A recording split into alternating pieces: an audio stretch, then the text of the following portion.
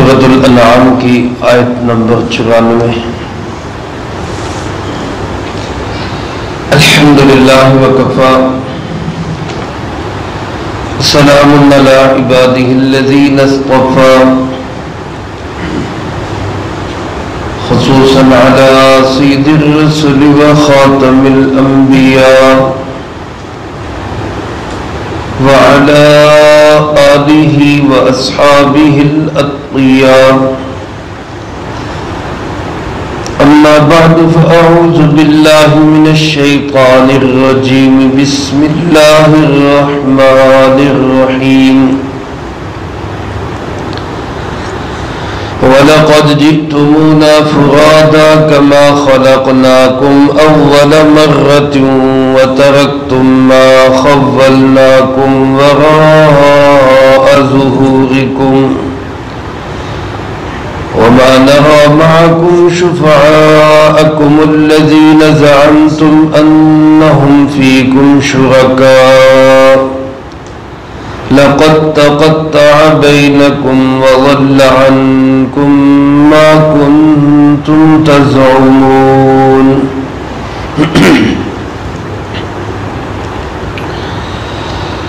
اس سے پہلی آیت مبارکہ میں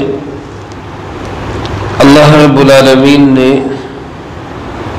3 قسم کے لوگوں کا موت کے وقت کیا حشر ہوگا اس کا ذکر کیا۔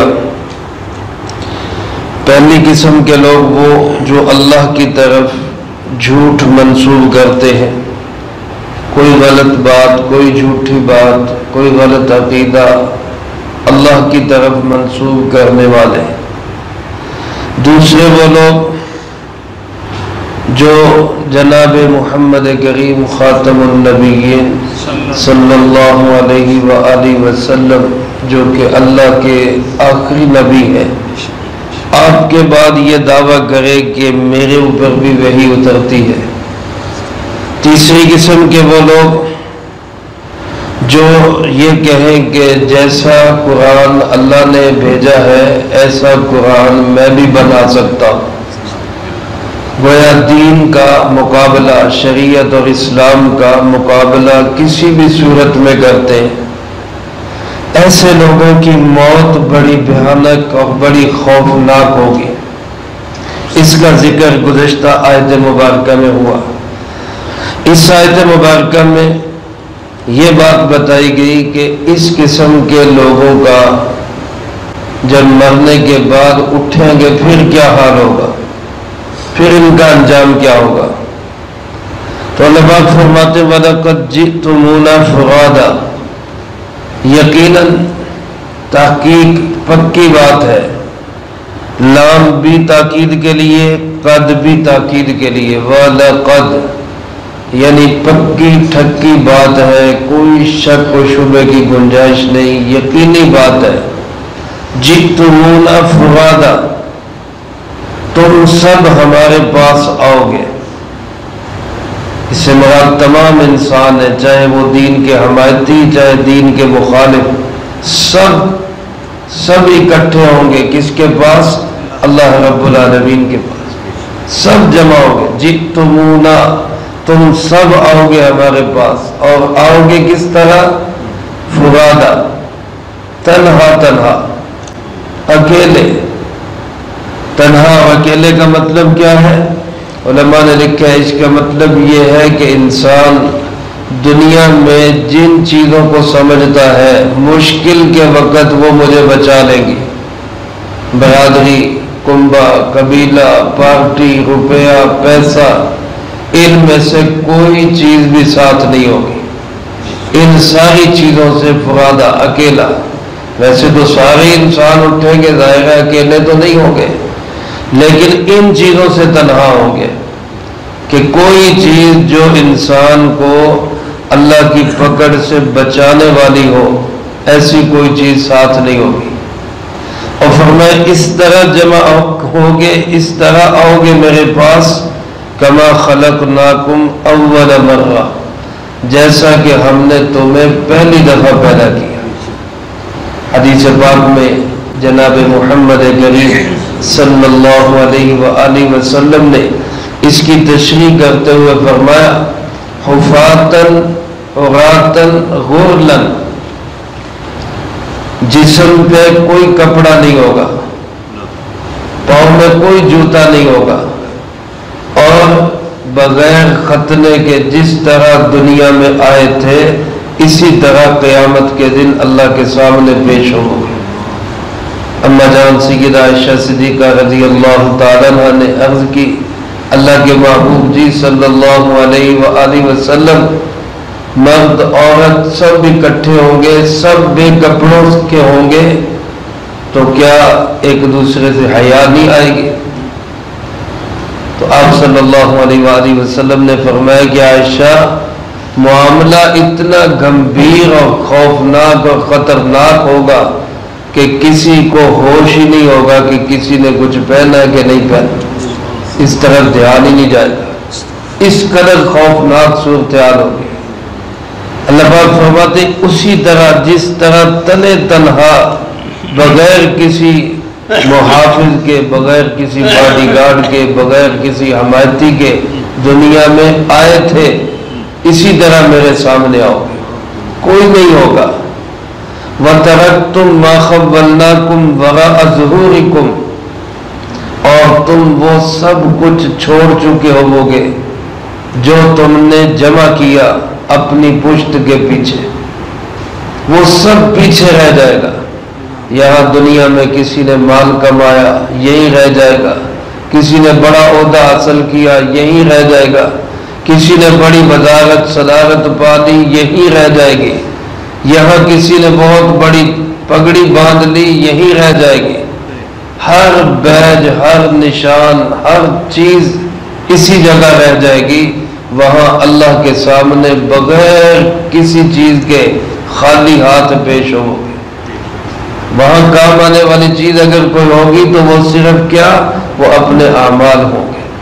کوئی عہدہ، کوئی گاڑی، کوئی بنگلہ، کوئی روپیہ، کوئی پیسہ، کوئی سونا، کوئی چاندی، کوئی ڈالر ریال، کچھ بھی انسان کے ہاتھ نہیں ہوگا، خالی ہاتھ۔ جو کچھ کمایا اللہ پاک فرماتے سب تم پیچھے، وہ پیچھے چھوڑ آیا، بہت دور رہ گیا۔ اور فرمایا انسان کو آسرا ہوتا ہے جب کہیں پکڑ میں آئے تو کہتا ہے جیب کے ذریعے بچ جاؤں گا، یا آسرا ہوتا ہے کہ میری کوئی سفارش کر دے گا، وہ مجھے بچا لے گا۔ فرمایا وَمَا نَرَى مَعَكُمْ شُفَعَاءَكُمْ، آج ہم دیکھ ہی نہیں رہے تمہارے ساتھ کوئی تمہارا سفارشی ہو، ہمیں نظر نہیں آ رہا۔ اللہ کو نظر نہیں آ رہا اس کا مطلب ہے ہی نہیں، کیونکہ جو چیز ہو وہ اللہ کی نظر سے باہر نہیں ہو سکتی۔ اللہ پاک فرما رہے وَمَا نَرَى، ہم نہیں دیکھ رہے مَعَكُمْ تمہارے ساتھ، شُفَعَاءَكُمْ تمہارا کوئی سفارشی، الَّذِينَ زَعَمْتُمْ أَنَّهُمْ فِيكُمْ شُرَكَاء، جن کے متعلق تمہارے دعوے یہ تھے کہ وہ اللہ کی خدائی میں شریک ہے، جن کو تم سمجھتے تھے کہ وہ اللہ کے ساتھ کرتے دھرتے ہیں، یا وہ اللہ کو سفارش کریں گے تو اللہ کو ان کی سفارش ماننی پڑے گی، یا اللہ کو وہ مجبور کر دیں گے، ایسی کوئی سفارش اللہ فرماتے مجھے تو نہیں نظر آ رہی۔ کدھر گئے تمہارے شرکا؟ کہاں ہے وہ جن کے بل بوتے پر تم دنیا میں کہتے تھے وہ ہمیں بچا لیں گے، وہ ہمیں چھڑا دیں گے؟ میرے عزیز دوستو، جیسے حضرت سیدنا نوح علیہ السلام جب ان کے زمانے میں طوفان آیا، پانی چڑھا، صرف وہی لوگ بچ رہے تھے جو کشتی میں تھے۔ ان کا بیٹا وہ کفار کا ساتھی تھا، پہاڑ پہ چڑھ گیا۔ حضرت نوح علیہ السلام نے کہا یا بنی ارکب معنا ولا تکن مع الکافرین، آ جاؤ ہمارے ساتھ کشتی میں سوار ہو جاؤ، کافروں کے ساتھی مت بنو۔ تو کیا کہنے لگا؟ سآوی الی جبل یعصمنی من الماء، آج میں پہاڑ پہ چڑھ جاؤں گا، وہ پہاڑ مجھے پانی سے بچا لے گا۔ تو نوح علیہ السلام نے کیا جملہ فرمایا؟ فرمایا لا عاصم اليوم من امر اللہ الا من رحم، میرے بیٹے آج اللہ کے عذاب سے بچانے والا کوئی نہیں سوائے اس کے جس پہ اللہ خود ہی رحم کر دے۔ وہ دن بڑا کھٹن، بڑا خوفناک، بڑا خطرناک ہوگا، وہ قیامت کا دن ہوگا جس دن تمہارا کوئی حمایتی، کوئی سفارشی تمہارے ساتھ نظر نہیں آئے گا، بلکہ اللہ پاک فرماتے ہیں لَقَدْ تَقَطَّعَ بَيْنَهُمْ، تمہارے اور ان کے درمیان جو تعلق واسطہ تھا وہ ٹکڑے ٹکڑے ہو چکا ہے۔ یہاں بھی آپ غور فرمائیں تاکید کے ساتھ لام قد، لقد پکی بات ہے، قطعی اور یقینی بات ہے۔ تقطع یہ بھی مبالغہ کا صیغہ ہے، جس کسی چیز کے ٹکڑے ٹکڑے چکنا چور ہو جانے کو تقطع کہا جاتا ہے۔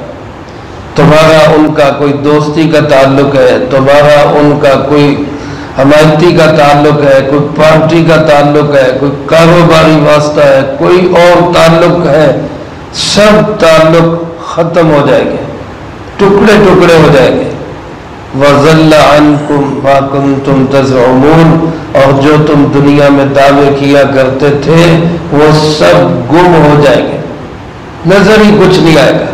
دیکھو نا، جہاں ماں کہہ دے گی کہ میرا کوئی تعلق نہیں، حدیث قرآن پاک میں نہیں آتا، ماں بھاگے گی، ماں بیٹوں سے بھاگے گی، ماں سے بڑھ کر کوئی شفیق ہستی ہو سکتی ہے نہیں۔ باپ جو اپنا تن من کاٹ کر بچوں کو پالتا ہے اور سب کچھ اپنا خون پسینہ تک بچوں پہ نچھاور کر دیتا ہے، وہ باپ بھی اس دن بھاگے گا کہ میری اولاد کہیں مجھ سے کوئی نیکی نہ مانگے۔ تو جب اتنے قریبی رشتے خامد اور بیوی ایک دوسرے پہ جان دینے والے ایک دوسرے سے بھاگیں گے، جب اتنے قریبی رشتے ایک دوسرے کے کام نہیں آئیں گے تو کوئی اور کہاں کام آئے گا۔ فرمایا الاخلاء یومئذ بعضهم لبعض عدو، جگری یار اس دن ایک دوسرے کے دشمن ہوں گے۔ جگری یار، الاخلاء خلیل کی جمع ہے، خلیل کہتے بڑے گہرے جگری دوست کو، سوائے متقین کے۔ ہاں اگر دوستی کی بنیاد تقوی ہے، دوستی کی بنیاد نیکی ہے، دوستی کی بنیاد مسجد ہے، دوستی کی بنیاد آخرت ہے، اللہ اور اللہ کے محبوب جناب محمد کریم صلی اللہ علیہ وآلہ وسلم ہے، دوستی اس لیے ہے تو پھر تو کام آئے گی، ورنہ کسی کی کوئی دوستی بھی کام نہیں آئے، سب تعلق ختم، سب رشتے گم، سب دعوے باطل۔ اس دن اللہ کی رحمت ہی ہوگی تو اللہ پاک اس کو معاف کرے گا، اللہ کے محبوب علیہ الصلوۃ والسلام کی شفاعت ہوگی تو اس کو معافی ملے گی، اور شفاعت بھی اسی کے حق میں ہوگی جس کے لیے اللہ اجازت دے گی۔ اس لیے میرے عزیز دوستو، آج ضرورت اس امر کی ہے کہ ہم اپنا تعلق قرآن کے ساتھ مضبوط کریں، قرآن والوں کے ساتھ مضبوط کریں، مسجد کے ساتھ تعلق مضبوط کریں۔ آج مسلمان فتنوں میں گھر اس لیے گیا کہ فتنوں سے بچنے کا مقام مسجد ہے، اللہ کا گھر ہے، اللہ کا راستہ ہے۔ اس وقت سب سے آسان اور سادہ راستہ تبلیغی جماعت کا راستہ ہے۔ آج اگر فتنوں سے بچنا چاہتے ہیں تو اپنے آپ کو اس نیک ماحول سے جوڑیں۔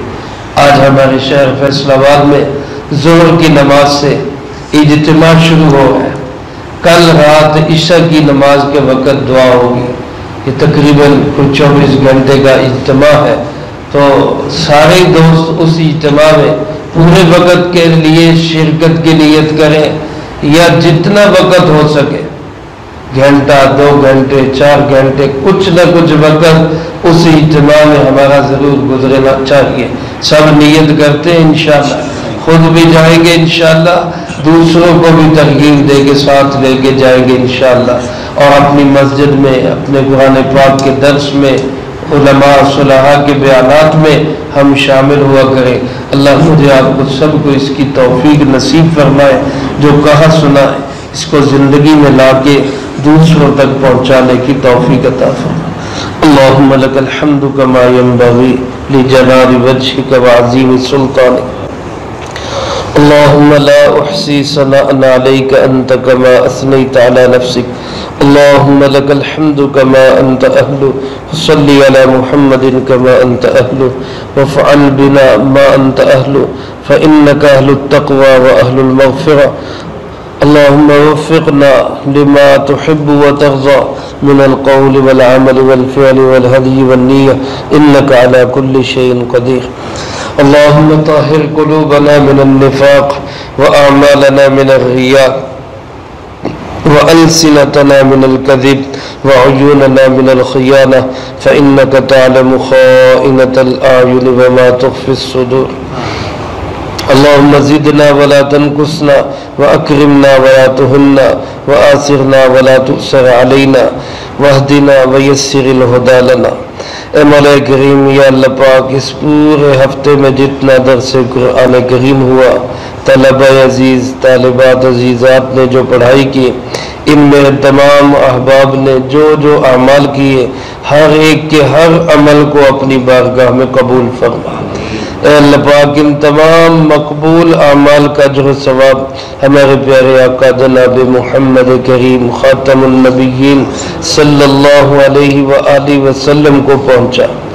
آپ علیہ السلام کو ہم سب کی طرف سے بہترین جزائے خیر نصیب فرما. ہم سب کا عقیدتوں بھرا، محبتوں بھرا سلام عقیدت آپ کی بارگاہ اقدس میں پیش فرما.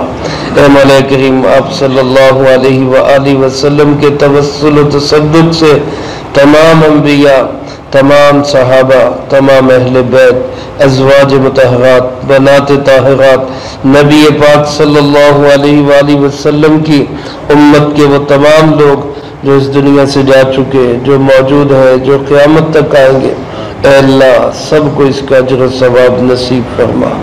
بالخصوص حاضرین مجلس اور سامعین درس میں سے جس کے جو عزیز و اقارب، رشتہ دار، دوست، احباب، اساتذہ، مشائخ، والدین اس دنیا سے جا چکے، اللہ ان سب کو اس کا اجر و ثواب نصیب فرما.